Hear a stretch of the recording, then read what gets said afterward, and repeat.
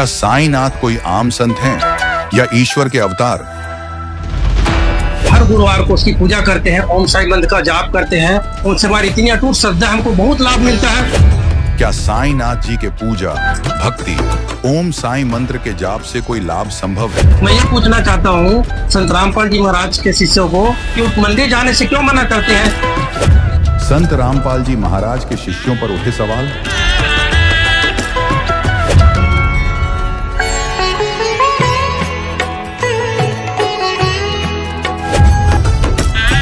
क्या मूर्ति पूजा से कोई लाभ संभव है? जैसे पानी से दिए जलाना, बिना दवाई के मरीजों को ठीक करना, ऐसे ऐसे चमत्कार किया। अब क्या चमत्कारिक लाभ ही भक्ति का अंतिम लक्ष्य है?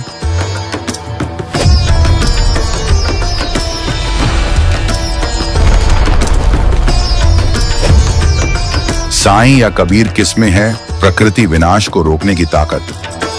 अली बाबा जी हिंदू और मुसलमान दोनों अनुयायी हैं, दोनों को एक सूत्र में पिरोए। धार्मिक एकता का सबसे बड़ा प्रतीक कौन? अग्नि में जाने के बाद भी वहां से जीवित वापस आता है, तो साईं बाबा ने किया था। तो आप उसको क्या कहेंगे? सिद्धि कहेंगे, चमत्कार कहेंगे? क्या सिद्धियां ही भगवान होने का प्रमाण है? मानते हैं, उसी की भक्ति करते हैं। हमारे साईं बाबा ही हमारे सदगुरु हैं, सच्चे गुरु हैं, वही हमारे भगवान। क्या पूर्ण गुरु का होना आवश्यक है? वो शास्त्रों के अनुसार भक्ति है और वो मंत्रों के जाप से ही हमारा मोक्ष संभव है। क्या है शास्त्र प्रमाणित मोक्ष मंत्र? तेरे हाथ में चाबी हो सतगुरु सत लोक दुआ। ये देख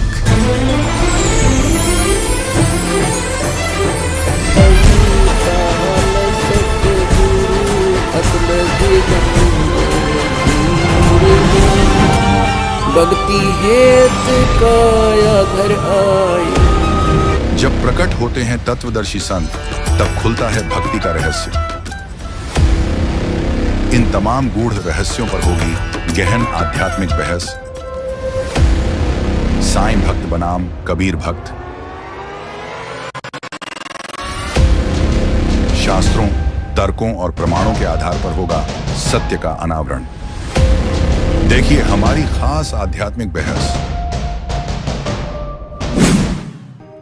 दर्शकों, हमारे इस आध्यात्मिक चर्चा की, इस डिबेट की शुरुआत करते हैं और जानते हैं साईं बाबा के जो भक्त हैं वो अपने कौन से सवाल आज यहाँ पर लेके आए हैं जो वो संत रामपाल जी महाराज जी के भक्तों से पूछना चाहते हैं। सर आप बताइए, आपका क्या सवाल है?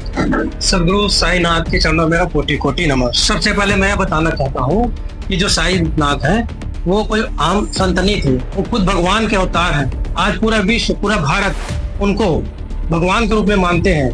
हमारा पूरा परिवार हर गुरुवार को उसकी पूजा करते हैं, ओम साई मंत्र का जाप करते हैं। उनसे हमारी इतनी अटूट श्रद्धा, हमको बहुत लाभ मिलता है। लाखों श्रद्धालु वहाँ जाते हैं। तो मैं ये पूछना चाहता हूँ संत रामपाल जी महाराज के शिष्यों को कि मंदिर जाने से क्यों मना करते हैं? जब वहाँ जाने से लाखों लोगों की मन्नतें पूरी हो रही हैं, तो क्यों मना करते हैं? इनसे मेरा सवाल उनका।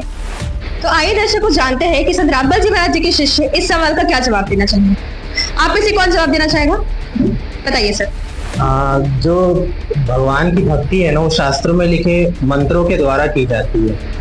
और ऐसा शास्त्रों में भी वर्णन है। जैसे रामचरितमानस की बात करें तो रामचरितमानस में लिखा है, कलयुग केवल नाम आधारा, सुमर सुमरनर उतरे पारा।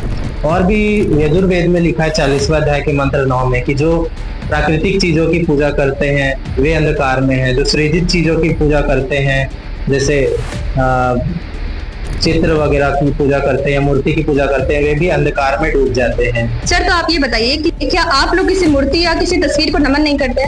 जी बिल्कुल करते हैं। हमारे गुरु जी बोलते हैं कि मूर्ति बुरी नहीं है। अगर मूर्ति है या कोई चित्र है तो उसको देख के हमें पता लगता है कि हाँ ये भगवान है, इनकी भक्ति करनी चाहिए, हमको याद बना रहता है। लेकिन हम सब चीज मूर्ति को मान के और उसी के ऊपर आसक्त हो जाए, उसी के ऊपर आश्रित हो जाए, ये गलत है।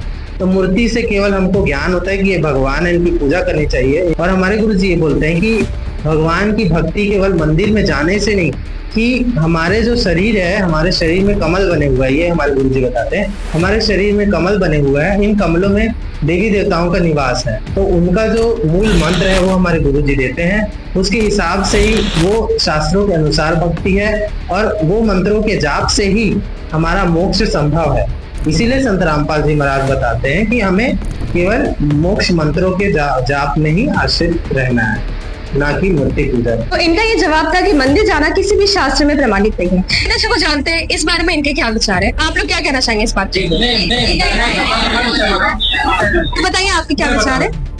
जैसा कि मैं बचपन से देखते चले आ रहा हूँ, मैं, मेरा पूरा परिवार, हमारे पूर्वज मंदिर जाते आ रहे हैं, पूजा उपवास करते रह रहे हैं, श्रद्धा से जो भी चीज वहाँ चढ़ाते आ रहा है, उससे हमको बहुत सारे लाभ मिल रहा है। तो क्यों इस चीज को हम क्यों आखिर इन लोग क्यों मना करते हैं? जब ये सदियों से परंपरा चली आ रही है, परंपरा को आखिर क्यों ऐसा बोलते हैं कि नहीं होगा? इसके बारे में इनसे तो आप लोग बताइए।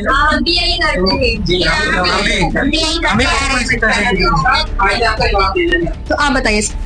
देखिए, जैसे भाई साहब ने बताया कि हम बचपन से ही करते आए हैं, हमारे पूर्वज भी यही करते रहे, मतलब कि उनके पूर्वज ने जो किया उनको उन्होंने मान लिया, मतलब मन माना, जैसा मन में आया वैसा करते रहे, और हमारे शास्त्र को कभी खोल के देखा नहीं है ना। और हमारे शास्त्र पवित्र गीता जी बता रही अध्याय 16 श्लोक नंबर 23 से 24 में कि जो शास्त्र विधि को त्याग के मनमाना आचरण करते हैं उनको कभी सुख नहीं होता, ना ही मुक्ति होती है।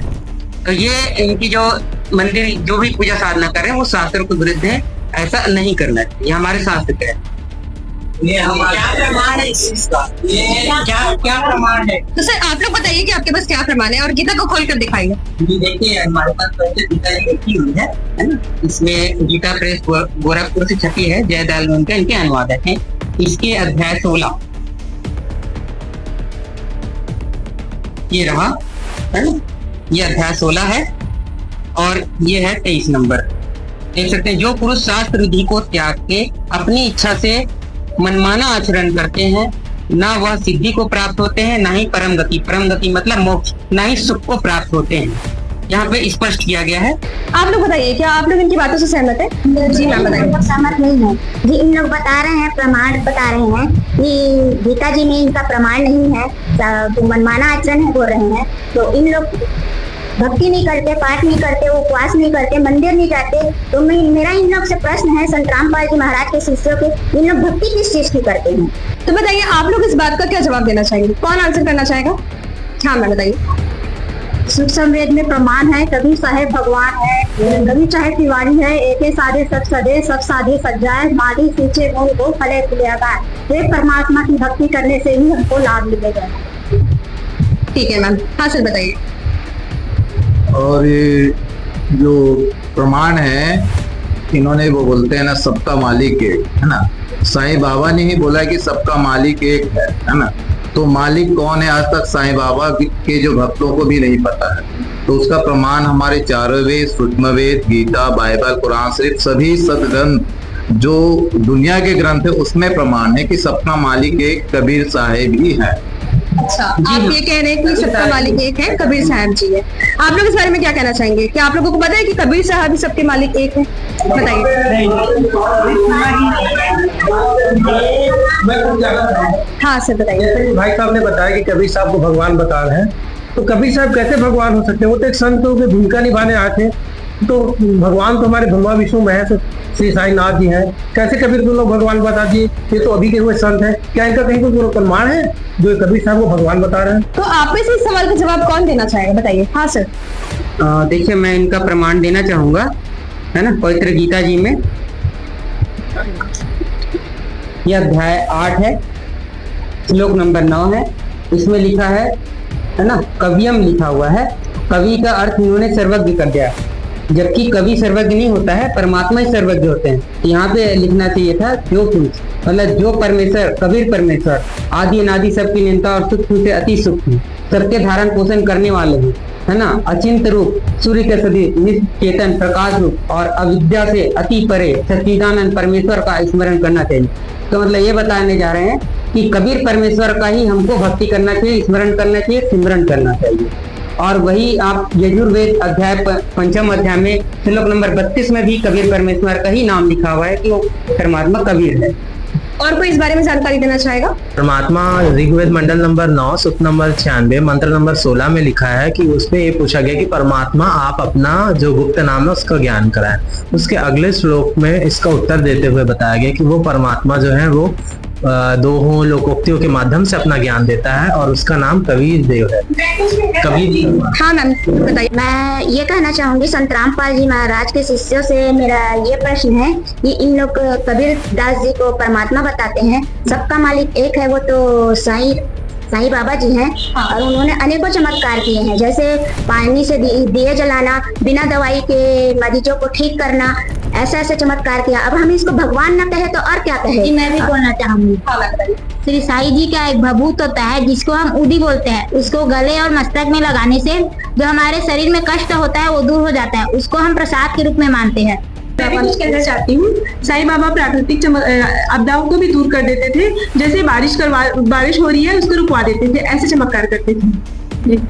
ठीक है, और कोई इस बारे में कुछ कहना चाहेगा? मैं बोलना चाहता हूँ जी सर बताइए। कि हमारे साईं बाबा इतने चमत्कारी थे कि उन्होंने कड़वा से कड़वा नीम के पेड़ के पत्ते को इतना मीठा और सुमधुर कर दिया जो आज भी प्रमाण है।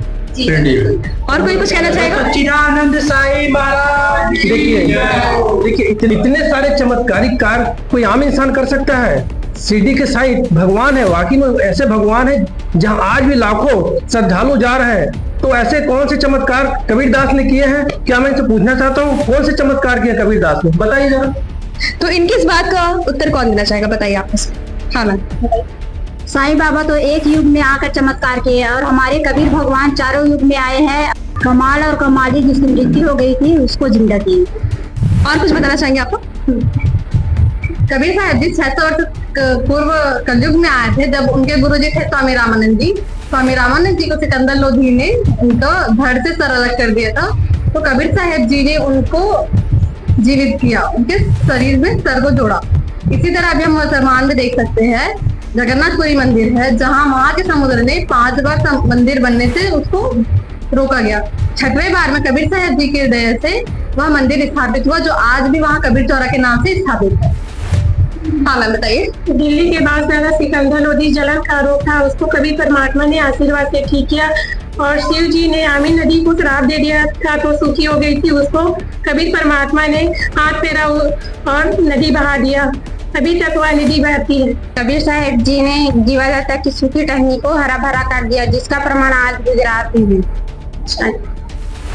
और आप लोग कुछ कहना चाहेंगे? हाँ सर बताइए। जैसे अभी हम लोग चमत्कारों को ही भगवान मान रहे हैं ना, चमत्कारों से वास्तव में शास्त्रों में भगवान होने का कहीं प्रमाण नहीं है। अगर संत हैं और भगवान है तो कुछ ना कुछ सिद्धियां तभी वो भगवान है, ठीक है। तो उसमें जैसे कि अगस्त ऋषि थे, सतयुग में आके वो 7 समुद्र के जल को एक घोट में पी जाते थे, तो उसमें वो भगवान कभी सिद्ध नहीं हुआ है। सर देखिए, हम वापस से अपने टॉपिक पे आते हैं। इन्होंने बताया कि साईं बाबा ने अनेकों चमत्कार किए। आप कह रहे हैं कि ये जो चमत्कार है ये बहुत सारे संतों ने किया है, पर आप ये बताइए, अगर कोई इंसान अग्नि में जाने के बाद भी वहां से जीवित वापस आता है, जो हमारे बाबा ने किया था, साईं बाबा ने किया था, तो आप उसको क्या कहेंगे? सिद्धि कहेंगे, चमत्कार कहेंगे, या फिर कुछ और कहेंगे? बताइए। कबीर साहब ने 24 सिद्धियां के बारे में बताया। हमारे सतगुरु रामपाल जी ने सूक्ष्म वेद से, कबीर सागर जो सूक्ष्म वेद कहलाता है, उसमें 24 सिद्धियां के बारे में जिक्र है। तो उसमें सिद्धियां है, उससे आप पानी में भी चल सकते हो, एक सिद्धि होती है जिसमें आप जल में चल सकते हो, एक आकाश में भी उड़ सकते हो, एक भूखा भी कई दिनों तक रह सकते हो। तो ऐसी सिद्धियां हैं, कोई आग में भी चल सकता है। अब गरीबदास जी क्या बताते हैं? शब्द महल में सिद्धि 24 हंस बिछोड़े विश्वे 20।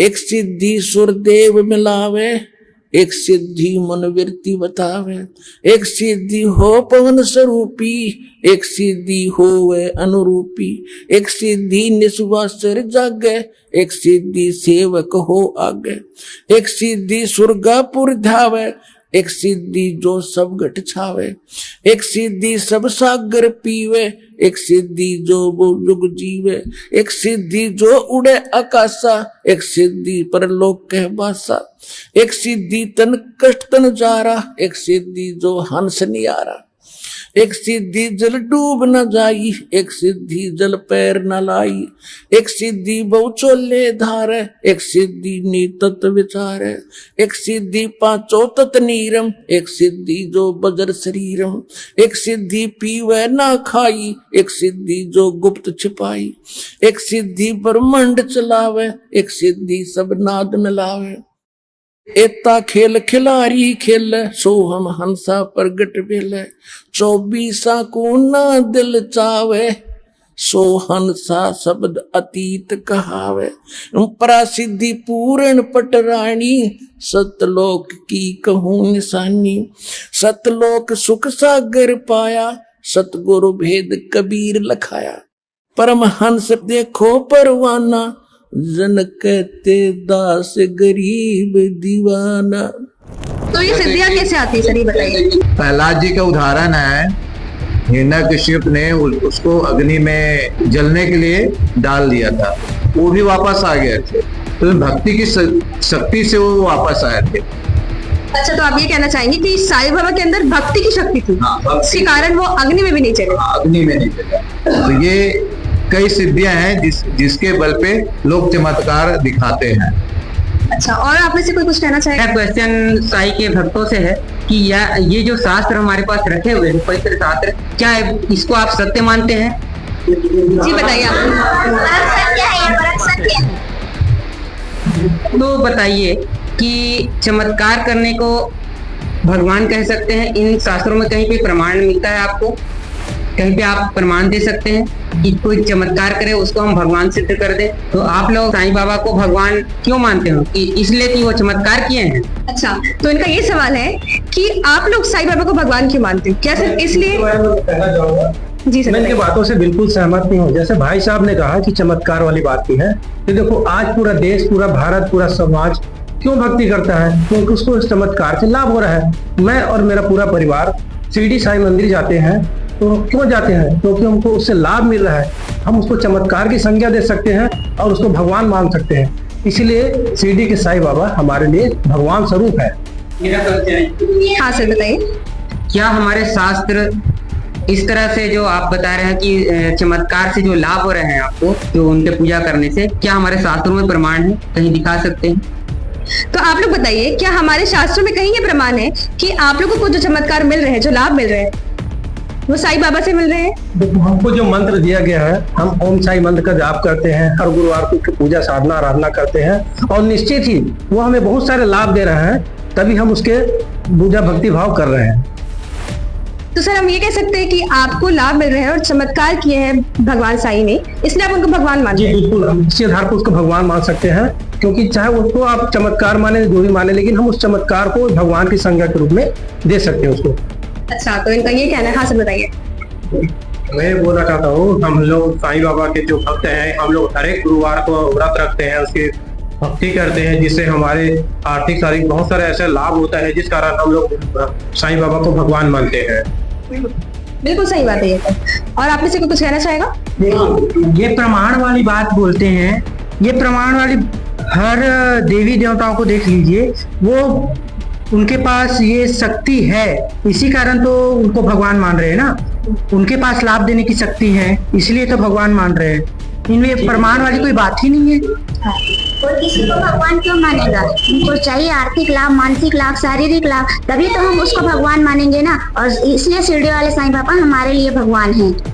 और निश्चित लाभ भी हम सबको मिल रहे हैं, इसीलिए हम उसको भगवान मान रहे हैं। साईं ने सारे काम भगवान वाले ही किए हैं, इसलिए उन्हें भगवान मानते हैं। जो भी लोग कष्ट है वो दूर कर सकते हैं। क्या ऐसे संत है वर्तमान में जो हमारे सभी कष्ट को दूर कर सकते हैं वर्तमान में? ये गुरुदेव बोलते हैं, क्या संत रामपाल जी महाराज क्या ऐसे लाभ देते हैं?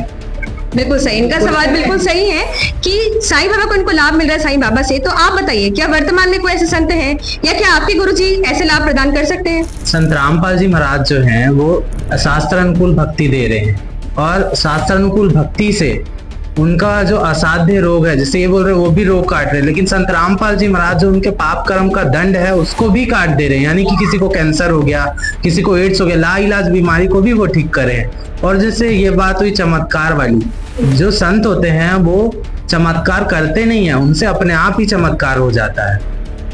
जो कबीर परमात्मा है वो जो साधना बताए, शास्त्रों के अनुसार बताए, वो उनसे जो है ना केवल उनको भौतिक और शारीरिक आध्यात्मिक लाभ ही नहीं मिला, इसके अलावा उनको मोक्ष का मार्ग भी मिला। केवल हम उस जो क्षणिक सुख देख रहे हैं, हम लोग बस थोड़ा सा हमको लाभ हो गया, थोड़ा सा सुख हो गया, बस उसी को देख रहे हैं। हम लोग ये नहीं देख रहे कि इससे हमारा मोक्ष तो नहीं है। मोक्ष तो केवल जो मंत्र है शास्त्रों में बताया उन्हीं से ही संभव है। तो आप लोग बताइए कहाँ प्रमाण है जो मंत्र आप करते हैं वो शास्त्र में कहाँ प्रमाणित है? बताइए, इसका आंसर कौन देना चाहेगा? जी सर बताइए। कि हमारे साईं बाबा जी हैं वो गुरु ही नहीं पूर्ण ब्रह्म है, साक्षात भगवान है।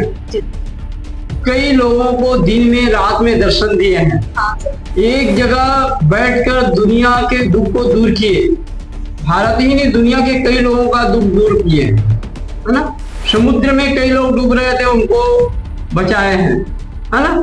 और हमारे शिरडी वाले साईं बाबा मंत्र जाप करने की जरूरत नहीं है, आप बस नाम बस ले लो, साईं बोल लो, खाली साईं का उच्चारण करने के आदेश दिए साईं बाबा ने। हाँ, सीधा साईं, मेरा नाम जप लो, आपका कष्ट दूर हो जाएगा, आप भवसागर पार हो जाओगे, कुछ करने की जरूरत नहीं है। आप बोलो सच्चिदानंद साईं महाराज की जय।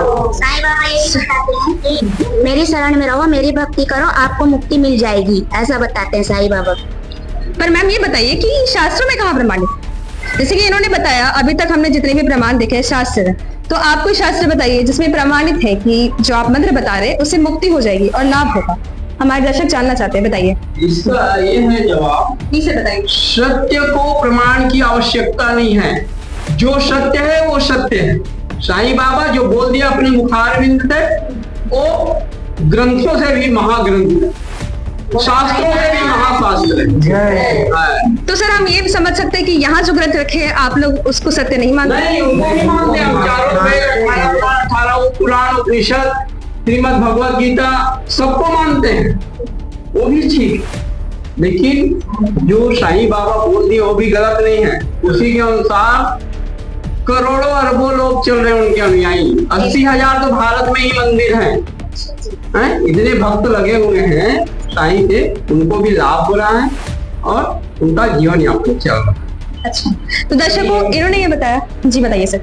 हमारे साईं ने इतने सारे लाभ दे रहे तो हम उनको भगवान क्यों नहीं माने? तो दर्शकों इनका ये कहना है कि जो ये मंत्र जाप करते हैं वो साईं ने इन्हें बताया है। तो ठीक है, अब आप लोग ये बताइए कि शास्त्र से प्रमाणित मंत्र कौन से है? अगर ये प्रमाणित नहीं है तो क्या है प्रमाणित? बताइए सर। देखिए, पवित्र गीता जी है, ये पवित्र गीता जी है, इसके अध्याय 17 के 23 में लिखा है ओम तत्सत। ये 3 प्रकार के पूर्ण परमात्मा सच्चिदानंद खंड ब्रह्म के कहे गए हैं, है ना। इनके जाप से ही मुक्ति होगी और सुख मिलेगा, सारा कुछ होगा। ये अध्याय 17 श्लोक नंबर 23 कह रहा है। यहाँ कहीं भी ओम साईं ऐसा कोई भी मंत्र का प्रमाण नहीं है, ये हमारी पवित्र गीता शास्त्र यहाँ प्रमाण कर रही है। सर देखिए, जो भक्ति होती है वो महापुरुष के द्वारा दी जाती है, संतों के द्वारा दी जाती है। तो ऐसा कहीं गीता में लिखा है कि प्रमाणित भक्ति करने से ही लाभ होगा? क्योंकि अगर मेरे में आस्था है, मैं भक्ति करती हूँ या ये भक्ति कर रहे हैं, तो फिर भी तो उनको लाभ मिल सकता है ना। गीता में कहीं ऐसा कहा गया है कि आप प्रमाणित करिए तो ही लाभ होगा?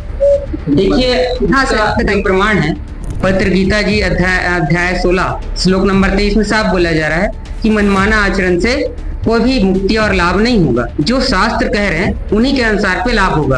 और पवित्र गीता जी ये भी कहती है कि अध्याय 4 श्लोक नंबर 34 में कि आपको तत्वदर्शी संत के शरण में जाना होगा, और वो फिर जो मंत्र और जो भक्ति बताए उनके अनुसार से आपको लाभ होगा, ना कि किसी के कह देने पे या ये मंत्र है वो मंत्र है ऐसे कह देने से, उसके जाप करने से आपको लाभ नहीं होगा, है ना। तत्वदर्शी संत उस यथार्थ मंत्र को प्रमाणित करके बताते हैं। जैसे हम अभी आपको हमने पवित्र गीता जी में अध्याय 17 के श्लोक नंबर 23 में दिखाया कि ओम तत्सत 3 निर्देश है, उस परमात्मा के ओम 3 मंत्र हैं। ओम तत्सत ये निर्देश किया गया है, जिसको तत्वदर्शी संत उसका खुलासा करेंगे, वो देंगे कैसे जाप करना है, कैसे, तो फिर उनका कैसा लाभ होगा आपको, ये हमारे लाभ। और कोई कुछ कहना चाहेगा? जी सर बताइए। साईं बाबा एक सिद्ध पुरुष थे, उनसे चमत्कार अवश्य होते थे, कुछ छोटी मोटी चमत्कार होती थी, लेकिन उसका शास्त्रों में कहीं प्रमाण नहीं। साईं बाबा का नाम किसी भी शास्त्रों में नहीं है, हमने आज तक नहीं देखा है। और जो हमारे शास्त्रों में जब प्रमाण नहीं तो उसको कैसे भगवान मान सकते हैं, पहली बात तो है। दूसरी बात है कि जो कबीर साहब है उनका सभी शास्त्रों में प्रमाण है, और वो पूर्ण सच्चिदाघन ब्रह्म की वाणी में है ना, जो सूक्ष्म वेद है उसमें भी कबीर साहब ने लिखवा के अपने बारे में गए, और उसका भी प्रमाण है हमारे पास। और आप में से कोई कुछ कहना चाहेगा? ये से बताइए। हाँ जी, हम साईं बाबा का पूरा सम्मान करते हैं, वो भी एक संत हुए हैं, उन्होंने भी बहुत सारे, हम भी ये जैसे बता रहे हैं चमत्कार हमने भी सुना है, पर जो ये बता रहे हैं कि उन्हीं से ही वो भगवान है। पर अगर वो उनके कहने पे जाएंगे, वो क्या बोलते थे, साईं बाबा बोलते थे कि सबका मालिक एक, ये नहीं कहा कि सबका मालिक मैं, उन्होंने कहा ना कि सबका मालिक एक है। तो वो सबका मालिक एक कौन है? सारे शास्त्र किसके कौन एक मालिक को बताते हैं? हिंदू धर्म में भी हम बोलते हैं कि सबका मालिक जो है परमात्मा, जो है पूर्ण परमात्मा, वो एक है। सर हम पूर्ण परमात्मा के टॉपिक पर भी आएंगे, बाद में ये चर्चा भी करेंगे, पर आप अभी ये बताइए कि कौन से मंत्र हैं जो शास्त्रों से प्रमाणित हैं, और आपके गुरुजी कौन से मंत्र देते हैं?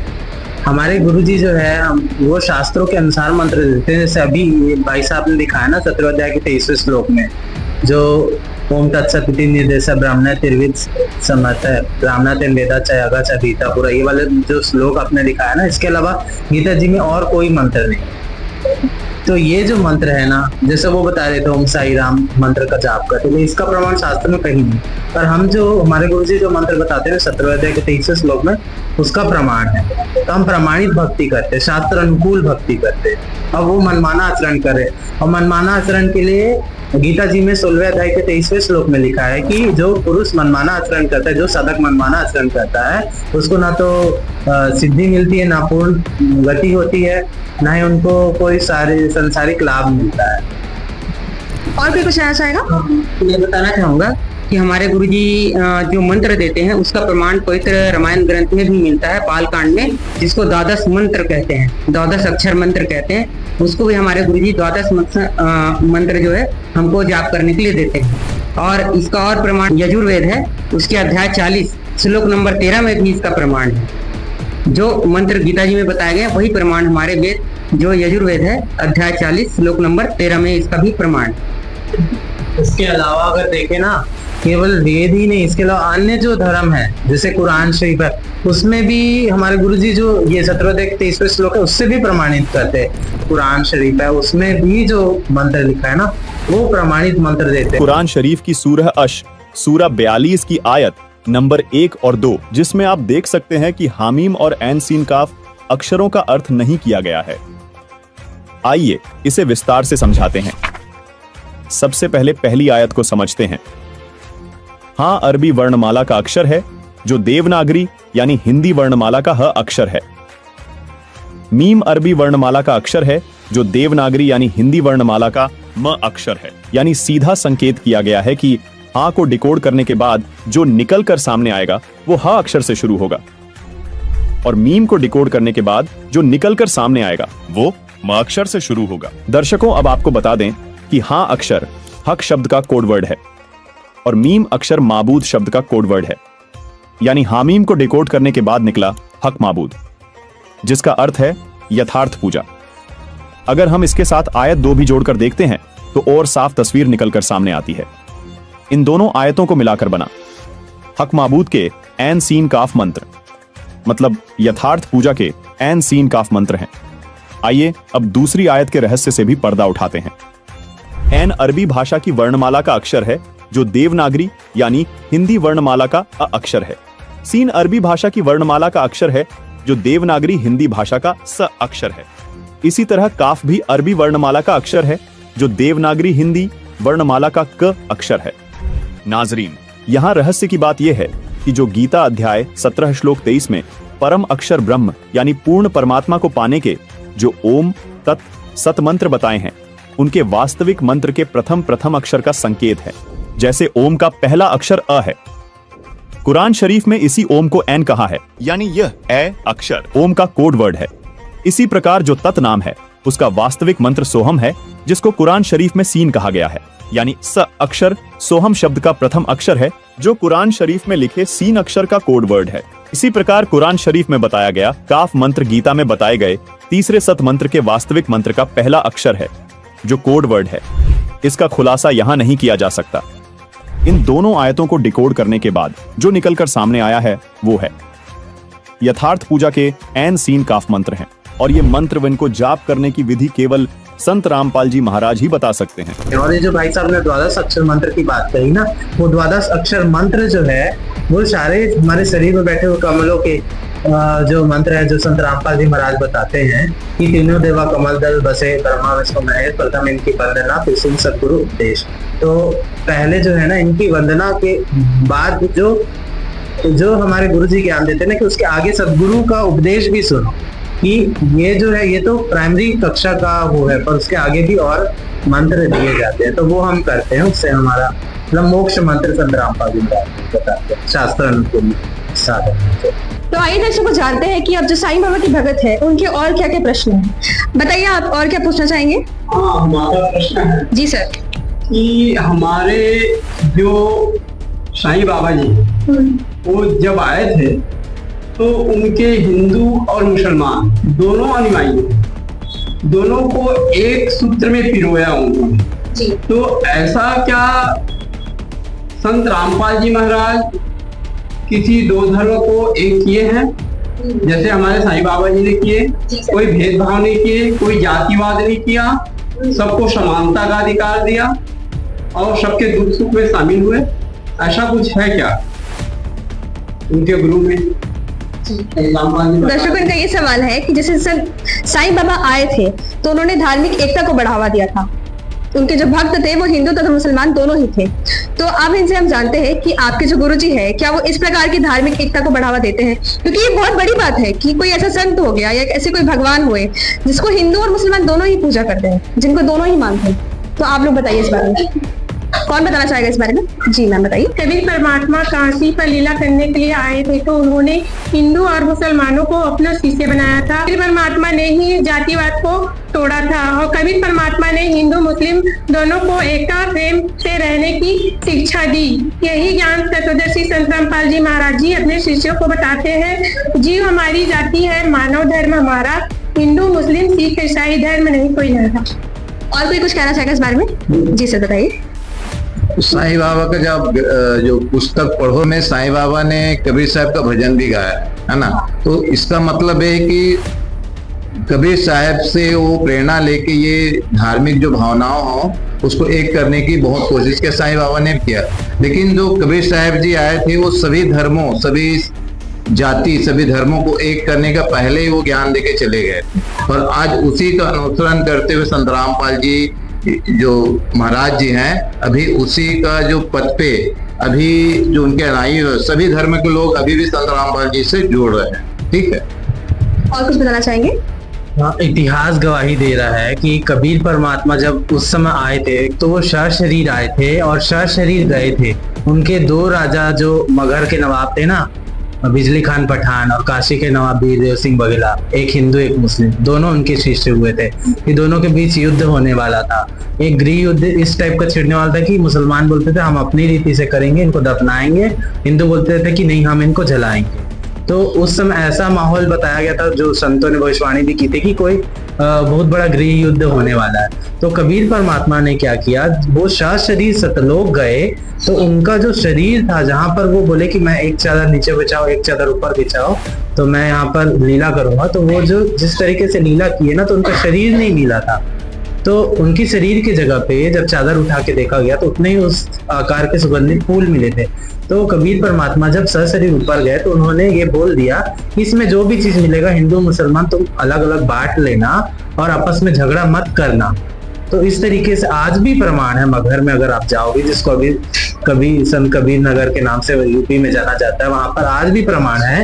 एक हिंदू, एक तरफ हिंदुओं का मंदिर बना हुआ है, एक तरफ मुसलमानों ने मजार बना रखा, और दोनों के बीच में इतनी भाईचारा दिखती है कि दोनों के बीच में एक दरवाजा भी अभी एक कॉमन दरवाजा है दोनों के बीच में जाने का। मतलब इससे ये सिद्ध होता है कि उस समय जो गृह युद्ध होने वाला था धर्म के नाम पे, उसको परमात्मा ने टाला कबीर साहब ने, और हिंदू और मुसलमान के भाईचारा एकता के लिए आज भी मगहर में वो मजार और मंदिर प्रमाण। जी बिल्कुल।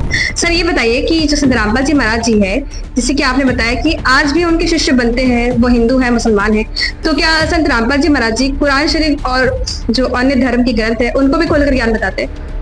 बिल्कुल, संत रामपाल जी महाराज जो है ना सारे शास्त्रों को खोल के बताते हैं। केवल एक हिंदुओं का धर्म ग्रंथ नहीं, मुसलमान का भी, बाइबल भी, कुरान, सारे धर्म को ग्रंथ बताते हैं। सब में से ज्ञान बताते हैं कि सबका ज्ञान एक ही है। सब में जो है एक ही परमात्मा की भक्ति करने के लिए बताया गया, जो एक ही इशारा किया गया मंत्र के जाप से, तो वो मंत्र जो है सारे शास्त्रों में प्रमाणित है। और संत रामपाल जी महाराज जो है सारे शास्त्रों का ज्ञान दे रहे, इसलिए उनसे जो है ना हिंदू हो, मुसलमान हो, ईसाई हो, सिख हो, सभी नाम दीक्षा ले रहे हैं, क्योंकि उनका नारा है। ये देखिए, हम आपको उनकी पुस्तक दिखाते हैं, ये उनकी पुस्तक है ज्ञान गंगा। इस पुस्तक में उन्होंने ये हेडिंग ही दे रखी है, जीव हमारी जाति है, मानव धर्म हमारा, हिंदू मुस्लिम सिख ईसाई धर्म नहीं कोई नारा।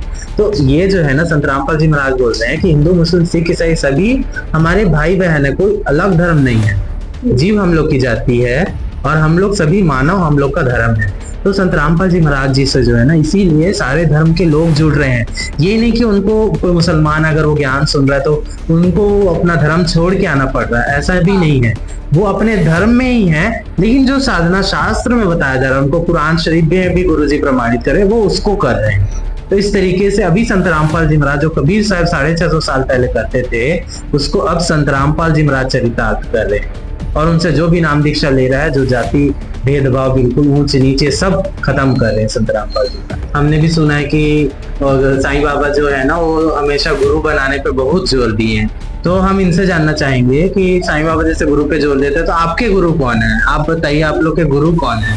जी हाँ, तो आप लोग बताइए आप लोग के गुरु कौन है? हमारे परमात्मा, हमारे सच्चिदानंद ब्रह्म तो साईं बाबा ही हैं। और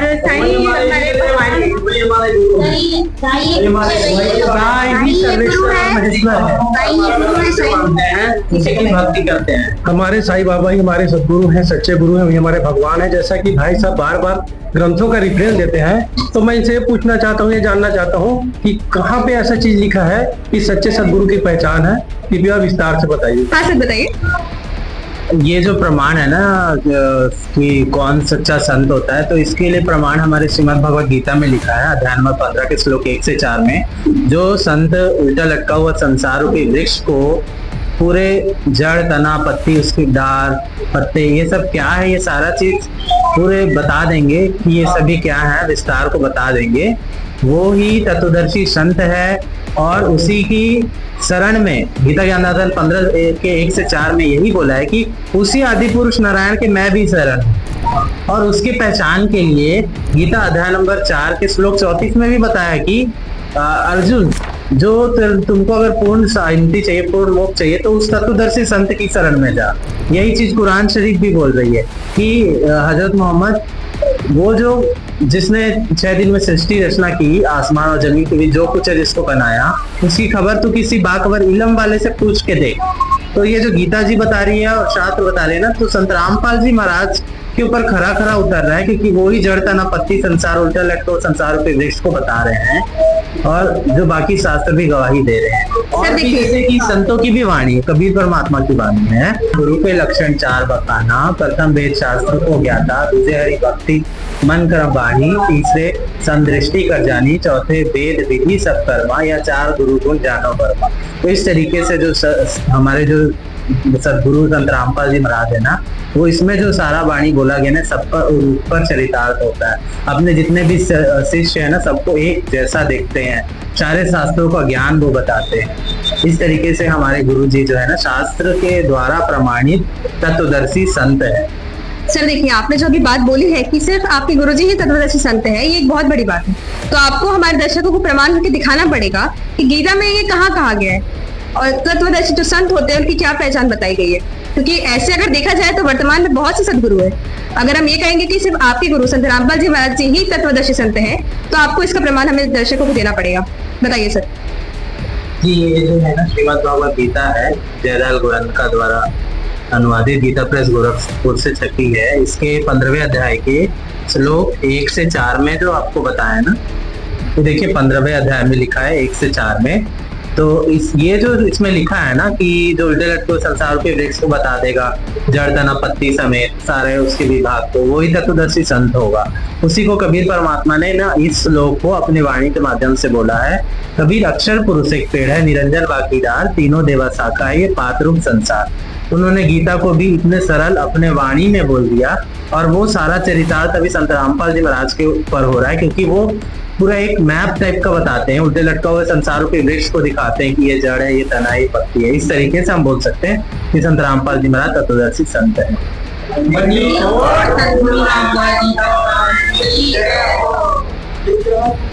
बताइए। जैसे साईं बाबा के भक्तों ने बताया कि उन्हीं को गुरु मान रहे हैं ना, वर्तमान में उन्होंने कोई भी गुरु नहीं बनाया, वो भगवान के गुरु मान रहे हैं। ठीक है, भगवान गुरु रूप में जरूर आते हैं, लेकिन अभी उनका कोई गुरु नहीं वर्तमान में। ठीक है, तो वो साईं बाबा को अपना भगवान और गुरु मान के चल रहे हैं, तो वो शास्त्र के अनुसार नहीं है। वर्तमान में जो हम लोग जो गुरु बनाए, हमारे पास प्रमाण है, वेद में, गीता में सभी प्रकार के प्रमाण हमको दिखा रहे हैं, लेकिन उन्होंने अभी तक कोई प्रमाण नहीं दिखाया, तो हम कैसे माने? वो तो मनमाना आचरण हो गया। तो कोई भी बोल सकता है कि सभी लोग का मोक्ष हो जाएगा, फिर गुरु और भगवान में अंतर क्या रह जाएगा? यानी क्या क्या मतलब रह जाएगा? फिर तो किसी का भी ऐसी मोक्ष हो जाएगा, वो के बोल देने से हो जाएगा क्या? कुछ प्रमाण रहेगा। आज हम कुछ भी सामान लेते हैं तो एक पिंड रहता है, कुछ भी उसको आधार पे हम उसका नाप जोख करके हर चीज सामान खरीदते हैं। तो हमको तो मनुष्य जीवन का जो मोक्ष होना है उसका सौदा करने वाले, फिर इतनी आसानी से सौदा हो जाता तो फिर ये ज्ञान चर्चा करने की क्या आवश्यकता है? हाँ, ये बात बिल्कुल सही है। साईं बाबा ने खुद अपने ग्रंथों में कहा था कि गुरु बनाना आवश्यक है, और आप लोग ये कह रहे हैं कि आपका कोई गुरु नहीं है। तो आप बताइए कि मोक्ष कैसे संभव होता है? हमारा गुरु साईं जी ही है। हमारा गुरु साईं, भगवान साईं और सर्वेश्वर महेश्वर सभी साईं है। उन्हीं के भक्ति करने से हमारा मोक्ष होगा। वही महासागर से हमें पार करेंगे। बोलो सच्चिदानंद साईं महाराज की। बताइए आप लोग और क्या पूछना चाहेंगे? हमारे साईं बाबा ने कहते हैं कि सबका मालिक एक है, और सबका मालिक कौन है ये प्रमाणित ज्ञान बता देंगे तो हम उस ज्ञान को स्वीकार करने की कोशिश करेंगे। तो आइए दर्शकों, आप देखते हैं क्या संत रामपाल जी महाराज के शिष्य ये प्रमाण सहित प्रूफ कर सकते हैं कि सबका मालिक एक कौन है? बताइए, इस सवाल का जवाब कौन देना चाहे? जी, आपको सबका मालिक एक के बारे में बताते हैं। आपने जो क्वेश्चन किया, सबका मालिक एक हमारे सारे शास्त्रों में लिखा, गीता, वेद, पुराण, दुर्गंध साहिब, पुराण शेखर, सब में लिखा है। तो हम जो है ना, अभी आपको पहले यजुर्वेद से बताते हैं। हमारे गुरु जी ने जो बताया, यजुर्वेद के अध्याय 5 के मंत्र 1 में लिखा है कि परमात्मा जो आता है ना, यहाँ पर अतिथि रूप में आता है। परमात्मा की पहले 2 अतिथि लिखी है। 2 अतिथि में एक वो अपने तेजोमय रूप में अपने सिंहासन पे बैठा है, दूसरे रूप में वो यहाँ पर आता है और अच्छी आत्माओं को मिलता है। उसमें भी 2 प्रकार के अतिथि रूप में आता है। पहला एक तो होता है कि वो पूरा शिशु रूप में सशरीर कमल के फूल पर प्रकट होता है, जिसका प्रमाण आपको मिलेगा ऋग्वेद मंडल नंबर 9 सूक्त 1 का मंत्र 9। शिशु रूप में आता है, उसकी परवरिश की लीला कुंवारी गायों से होती है, और ये लीला कबीर परमात्मा ने किया है। इसका प्रमाण कबीर सागर में लिखा है कि उनका परवरिश की लीला कुंवारी गाय से हुआ था। तो इसमें 2 स्थिति, पहला स्थिति ये हो गया कि वो बचपन से लीला करते हैं। दूसरी स्थिति में ये होगा कि वो कभी भी प्रकट हो जाते हैं और संतों को मिलते हैं और उनको अपने बारे में अपना लोक दिखाते हैं, उनको अपने ज्ञान से परिचित करवाते हैं। तो फिर वो संत भी जो परमात्मा के बारे में महिमा बताने लग जाते हैं। तो ऐसे जो महापुरुष हुए हैं, आदरणीय नानक साहब जी, अब नानक साहब जी की वाणी में भी लिखा है, उनका जो भाई बाले वाली जन्म साखी है उसमें लिखा है कि खाला कालम सिरजिया आलम बड़ा कबीर, कायम दायम कुदरती से पीरा दे पीर। वैसी जो है ना, अभी और इसमें देखेंगे तो ऋग्वेद मंडल नंबर 9 सूक्त नंबर 96 के मंत्र 16 से 20 में भी यही बताया कि परमात्मा का गुप्त नाम बताइए। तो गुप्त नाम बताया है। अगले श्लोक में 17वें में बताया कि वो परमात्मा शिशु रूप में आता है, तो वो कवियों की तरह आचरण करता है, अपना ज्ञान ऊंचे स्वर में बोलता है, कविताओं दोहावलियों के माध्यम से बताता है। इस तरीके से वेदों में सबका मालिक एक जो है कबीर परमात्मा के ही बारे में बताया गया। अब यहाँ पर एक शंका होगा कि कबीर के बारे में लिखा है, कवि लिखा है, वो किसी सर्वज्ञ के बारे में लिखा है, लेकिन इसके बारे में अगस्त संहिता में भी अगर जाएंगे ना तो ऋषि मुनियों ने अनुवाद वैसा ही किया, श्री कबीर देव ऐसा करके। ये है अगस्त्य संहिता, जिसके संपादक हैं पंडित भवनाथ झा। इसके प्रस्तावना पेज पर ही इन्होंने स्वीकार किया है प्रथम 131वें अध्याय में रामानंद आचार्य के अवतार का उपक्रम वर्णित है तथा 132वें अध्याय में श्री रामानंद आचार्य जी के सभी 12 शिष्यों अर्थात 12 शिष्यों के साथ उनके अवतार ग्रहण का वर्णन है। दर्शकों, इस लेख से हम आपको सिर्फ इतना स्पष्ट करना चाहते हैं कि इन्हीं संस्कृत के विद्वानों ने कबीर को संस्कृत में कबीर लिखा है। ये तो सर्वविदित है कि कबीर जी स्वामी रामानंद जी के शिष्य थे। उसी के विषय में इस पुस्तक में एक लेख है। आइए हम उस लेख पर चलते हैं। देखिए इस लेख में इन्होंने कबीर को कैसे लिखा है। ये है अगस्त्य संहिता का 266 नंबर पृष्ठ। इस पृष्ठ पर 40 नंबर श्लोक में कबीर जी को कबीर करके लिखा है कबीर अस्तु लिखा है। प्रहलाद जी के अवतार कबीर जी हुए हैं। यहाँ स्पष्ट लिखा है कबीर। उसमें जो कबीर लिखा ना वो कबीर साहब की तरफ ही इशारा, जो अभी 650 साल पहले आए थे, और वो चारों युगों में आते हैं, अलग अलग नामों से आते हैं। सतयुग में सतसुकृत कटीरा, त्रेता नाम मुनिंदर मेरा, द्वापर में करुणा में कहा, कलयुग नाम कबीर ठहराया। लेकिन कलयुग में जो आते हैं ना वो अपने ओरिजिनल नाम से आते हैं, तो उन्हीं का महिमा जो है ना वेदों में मिलता है। वो परमात्मा नर आकार है, मनुष्य सदृश्य है, वो सह शरीर है, उसका नाम कबीर है। और ऊपर सतलोक में रहता है, वहां भी मनुष्य सदृश्य है, राजा के समान मुकुट धारण करता है वो परमात्मा। अभी सभी पवित्र धर्मों के पवित्र सदग्रंथों से प्रमाणित किया जाएगा। ये देखिएगा यजुर्वेद, प्रकाशक है सार्वदेशिक आर्य प्रतिनिधि सभा 2/5 महर्षि दानंद भवन, रामलीला मैदान, नई दिल्ली। ये यहाँ से छपा है। मुद्रक है Prince offset printers 1510 Pataudi house, Daryaganj, नई दिल्ली से। इस 5वें अध्याय का 32वां श्लोक आपको दिखाते हैं। ये है 5वां अध्याय, 5वां, और ये यजुर्वेद, ये 32वां अध्याय श्लोक है, मंत्र है। यहाँ लिख रखा उसी गसी कबीर अंगारी असी। अब हम इसको कबीर बोलते हैं, बै कबीर, ये वह है, हम वह बोला करें। जैसे किसी का नाम वेद प्रकाश होता, हम कहेंगे आ वेद प्रकाश आजा। जैसे कोई धर्मवीर है तो धर्मवीर बोला करें हम, ये हमारा अपना लोकल लैंग्वेज है।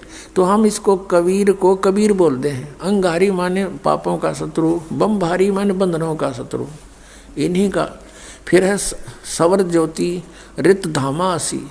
ये देखो, हे जगदीश्वर जिस कारण आप कांतिमान हैं। अंगारी माने छोटे चलन के जीवों, छोटे चलन वाले जीवों के शत्रु। नहीं, ये तो बकवाद कर रखी, अनुवाद ठीक नहीं किया। अंग अरि माने शत्रु, अरि इसको संधि छेद करें, अंग अरि। अग माने अंग माने पाप होता है, पाप का शत्रु। और इसने क्या कर दिया, इसका अर्थ यूं कर दिया, संधि छेद करते समय इसको ऐसे कर दिया। और हम इसको, अगर ये यजुर्वेद है, यही इसका इन्हीं से सेट होगा ये मामला। अब ये 36वां अध्याय यजुर्वेद का दानंद द्वारा अनुवाद है इसका। इसके प्रथम मंत्र में लिखा है रचम वाचम परपदे मनो यजु परपदे। ये यजु शब्द है ना ओनली, और यहाँ अनुवाद किया इसने इसका। इसमें यजु का अर्थ यजुर्वेद लिख दिया, बिल्कुल सही किया। अब ये यजु है, यहाँ लिखना पड़ेगा कि ये यजुर्वेद के विषय में है। ये पूरा अब बना इसका अर्थ यजुर्वेद। तो यहाँ ये देखो कवि है, इन्होंने यहाँ कवि कर दिया इस 5वें अध्याय का। और ये जो 32वां श्लोक हम पढ़ रहे हैं, इसमें ये जो कबीर शब्द है, इसको इन्होंने ऐसे कर लिख दिया। अब इसका अर्थ करते समय यह लिखना चाहिए था कबीर देव लिख देते। ये कबीर वह लिख के कबीर लिख देते, कबीर देव लिख देते, तो हम उसको कबीर देव बोल रहे हैं, कबीर देव। हम उसको कबीर देव, देव माने परमेश्वर, कबीर साहब हैं, यहाँ लिखना चाहिए वो कबीर देव हैं। ये कहना कवि, इनकी वो समस्या भी हल हो जाए, कवि वो कबीर देव लिखना था, कबीर देव हैं, हम उसको कबीर साहब बोलते हैं, कबीर अपनी लोकल लैंग्वेज में, वो कबीर साहब हैं। बम भारी माने बंधनों के, अरी माने शत्रु, ये तारा दिए जिसकी बकवास है विस्तार तेरा, अरी माने शत्रु, बंधनों के शत्रु, बस ये छोड़ दो, यानी बंधन के शत्रु, अरी माने शत्रु, बम्ब माने बंधन, बंधनों के शत्रु बंदी छोड़ हैं कौन, वो कबीर हैं, कबीर देव हैं। और अंगारी माने पाप नाशक, ये गलत अनुवाद किया इसने। और फिर कौन है वो, रत धामासी, रत धामा, सतधाम युक्त, सतलोक युक्त, हम सतधाम कहें उन्हें सतधाम, सतलोक कह देते हैं, लोक कहो धाम कहो एक ही बात है, सतलोक युक्त यानी रत धामा, यानी वो सतलोक वाले हैं, सतलोक में रहते हैं। और सवर ज्योति, स्वयं प्रकाशित, सवर ज्योति इन अड़ंगा कर रखा है, अंतरिक्ष को प्रकाश करने वाले, सवर ज्योति का अर्थ है स्वयं प्रकाशित, तेजो में शरीर युक्त परमात्मा है। दर्शकों, यजुर्वेद के अध्याय 5 मंत्र 32 से सिद्ध हो गया है कि पूर्ण परमात्मा का नाम कबीरदेव है, अर्थात कबीर साहेब है। लेकिन यहाँ अनुवाद में कवि का अर्थ कबीरदेव नहीं किया, जो कि करना चाहिए था। ठीक उसी प्रकार जिस तरह महर्षि दयानंद सरस्वती जी द्वारा यजुर्वेद अध्याय 36 का मंत्र 1 में यह सिद्ध किया गया है कि यजु का अर्थ यजुर्वेद है, ये सही अर्थ है। इसी प्रकार जहाँ कबीर कवि लिखा है, वहाँ कबीर देव लिखना अनिवार्य है, जो कि सत्य है, वही सही है। इस पर ऊपर रह लगा हुआ है। अब इसी में प्रमाण दिखाते हैं आपको, ये देखिएगा, ये यजुर्वेद है, ये महर्षि दानंद द्वारा ही इसका अनुवाद है। ये प्रकाशक सार्वदेशी कार्य प्रतिनिधि सभा 2/5 महर्षि दानंद नई दिल्ली से, और ये महर्षि दानंद द्वारा इसका अनुवाद है, और ये यहाँ से छपा। इसके हम आपको ले चलते हैं 36वें अध्याय के, यह 60-30 अध्याय यानी 36वां अध्याय, 36 60-30 36 36 36, और यहाँ आगे हम ये यजुर्वेद है, और यहाँ देखिएगा इसका प्रथम मंत्र है, इसमें लिखा है कि रचम वाचम प्रपदे मनो यजु प्रपदे, ये यजु शब्द है, इसका 2 उपसर्ग लगा रखे। अब इसका अनुवाद महर्षि दानंद जी ने यहाँ कर रखा है, देखिएगा इसमें यजु, ये यजु शब्द है, इसका अर्थ यजुर्वेद लिख दिया, बिल्कुल सही। अगर इसका अर्थ कर देता तो ये महिमा यजुर्वेद की थी, और यहाँ यजुर्वेद लिखना पड़ा, ये रे ला के हमको यजुर्वेद बोलना, यजुर्वेद, तो यहाँ इसने यजुर्वेद लिखा, बिल्कुल सही लिखा। अगर यहाँ अर्थ कर देते तो महिमा यजुर्वेद की थी, तो कैसे समझते कि किसकी महिमा, ये अनर्थ हो जाता। इसी प्रकार यहाँ इन अनुवादकर्ताओं ने कबीर का अर्थ लिखना था कबीर देव, यहाँ कवि का अर्थ जैसे अपसर्ग भी लगे हैं, तो इसको लिखना था कबीर देव है उस परमात्मा का, वो कबीर देव, कबीर देव माने साहब परमात्मा, कबीर हम कबीर बोले, कबीर देव लिख देती है, देव माने परमेश्वर, और कबीर माने कबीर, हम कबीर साहब कहने लगे अपनी लोकल भाषा में, हम वह को वह बोलते हैं, और कबीर कबीर, कबीर देव, कबीर साहब, कबीर भगवान, कबीर अल्लाह, अल्लाहु अकबर, वेदों में उसको कबीर देव, अपनी मातृभाषा में वैसे लोकल लैंग्वेज में कबीर साहब, और कुरान शरीफ के अंदर उसको अल्लाहु अकबर यानी अल्लाह कबीर कहा है। ये है वही जो काशी में धानक रूप में रहा था। ये उन महापुरुषों ने प्रमाणित भी कर दिया कि हम सुल्तानी नानक तारे दादू को उपदेश दिया, जात जुलाहा भेद नहीं पाया, काशी माए कबीर हुआ, अनंत कोट ब्रह्मांड का एक रति निभार, और सतगुरु पुरुष कबीर हैं ये कुल के सत्य। तो इस प्रकार अब हम समझेंगे ऋग्वेद के उन चंद मंत्रों को जिसमें परमात्मा साकार स्पष्ट है। यह है ऋग्वेद मंडल नंबर 9 सूक्त 82 का, ऋग्वेद मंडल नंबर 9 और सूक्त 82, और यहां देखें ये है 82वां, 81वां समाप्त हुआ, ये 82वां शुरू हो जाता है। इसका प्रथम मंत्र, इसमें लिखा है कि जो सर्वोत्पादक प्रभु सबकी उत्पत्ति करने वाला परमेश्वर प्रकाश रूप है। इसका अर्थ है वो तेजोमय स्वरूप साकार है, सद्गुणों की वृष्टि करने वाला, पापों का हरण करने वाला, पाप नाश करने वाला, पाप क्षमा करने वाला है। वह राजेव, राजा के समान, राजेव इसका अर्थ है राजा के समान आगे लिखा है। ये देखना, ये 269 पृष्ठ पर पढ़ रहे हैं। कोई भ्रमत कर देगा कि दूसरा पृष्ठ दिखा दिया होगा, ये 270 दिखाऊंगा। ये देखो 270 यहां लिखा है, 82 का पल्ला पढ़ रहे हैं, 82 का 9 के 82 का। राजा के समान दर्शनीय है, वो देखने जोगा है, विजिबल है, वो साकार है, राजा की तरह तो मनुष्य जैसा ही हुआ। और वह है पृथ्वी आदि लोक लोकांतरों के चारों ओर शब्दमान हो रहा है। वह वर्णीय पुरुष को, वर्णीय माने अच्छी आत्मा को, श्रेष्ठ पुरुष को, जो दृढ़ भक्त है, जो दृढ़ भक्त है उसको पवित्र करता हुआ प्राप्त होता है। देखिएगा ऋग्वेद मंडल नंबर 9 सूक्त 82 का। अब 2 पढ़ते हैं। वो परमात्मा किस उद्देश्य से आता है? हे परमात्मन, उपदेश करने की इच्छा से आप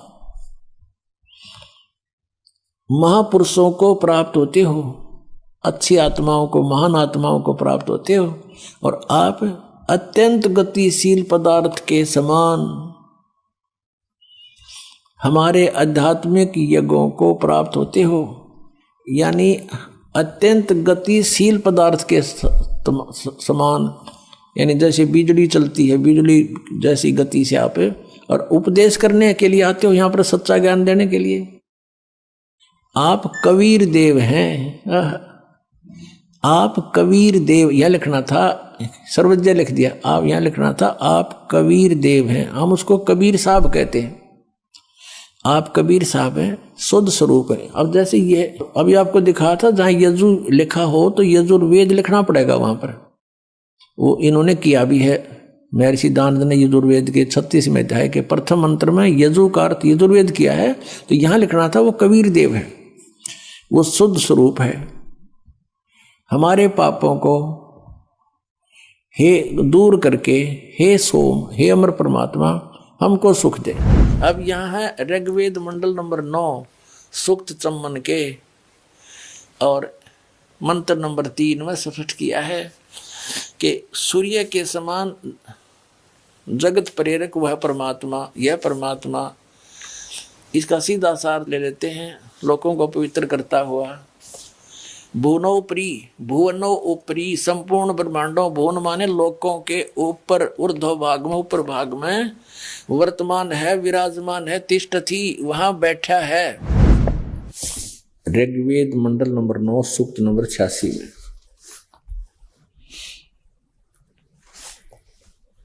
और 26 मंत्र ये क्या बताता है कि यज्ञ करने वाले यजमानों के लिए परमात्मा, यज्ञ माने धार्मिक अनुष्ठान, शास्त्र अनुकूल करने वाले यजमान माने भक्तों के लिए परमात्मा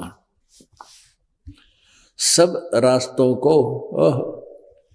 सुगम करता हुआ उनके विघ्नों का मर्दन करता है, उनके संकटों का नाश कर देता है और उनको पवित्र करता हुआ और अपने रूप को,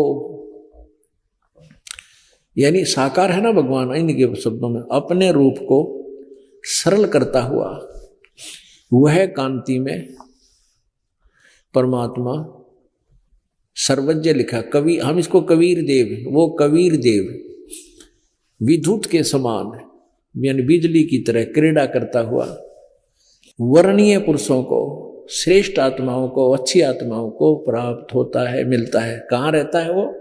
27 में लिखा है, गणना नहीं यहीं से पढ़े, जो परमात्मा ध्रुवलोक के, ये प्रकाश पुंज परमात्मा यानी तेज पुंज का भगवान है वो, तेज पुंज कहो चाहे प्रकाश पुंज कहो, जो परमात्मा ध्रुवलोक के तीसरे पृष्ठ पर विराजमान है, जो वहां रहता है तीसरे पृष्ठ पर, वहां से चलकर आकर मिलता है, प्रकाश रूप है।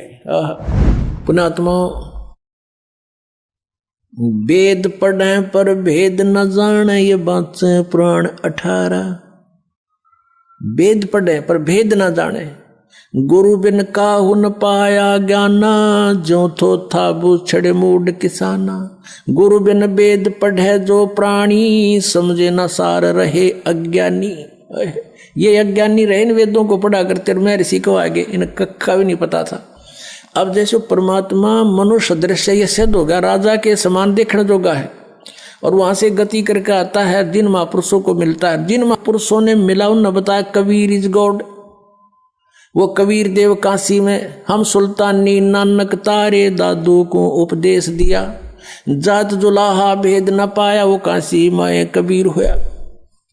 आदरणीय गरीबदास साहिब जी गांव छोड़ानी जिला दद्दर वाले, जिनको भगवान आकर मिले थे, क्या कहते हैं गरीबदास साहिब ने फिर बताया है कि या दुनिया दा जीवन झूठा भूल गए मर जाने नू, और सर्व कला सतगुरु साहिब की हरियाए हरियाणे नू।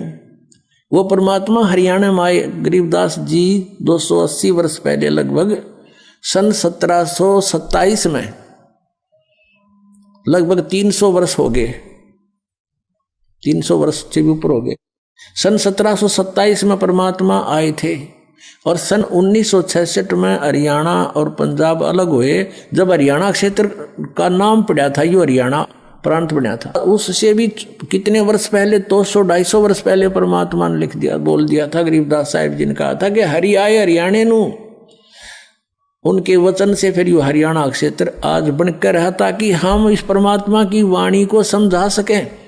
अगर ये वाणी 200 वर्ष पहले बोलते, 100 वर्ष 50 वर्ष पहले से बोलते, तो कौन से कहाँ थे, हरियाणा था ही नहीं, जब नाम निशान नहीं था। तो ये हरियाणा बनवा दिया, रीबिया वाणी हमारे को याद दिला दी कि हरि आए हरियाणे नू।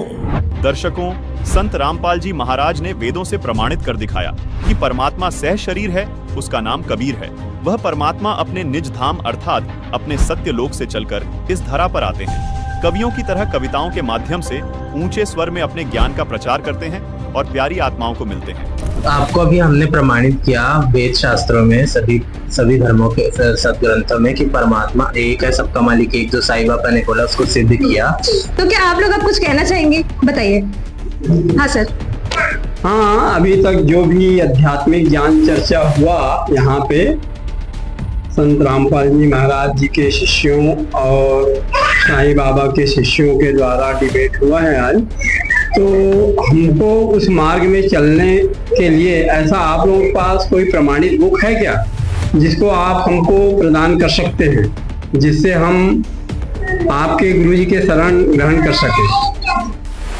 दर्शकों, इनका सवाल ये है कि आपके पास कोई ऐसी प्रमाणित पुस्तक है जिसमें ये सारे प्रमाण लिखे हो? जी बताइए। हाँ मैम बताइए। यह पुस्तक संत रामपाल जी महाराज द्वारा लिखी है, जो शास्त्रों से प्रमाणित है। इस पुस्तक को आप जरूर पढ़िए।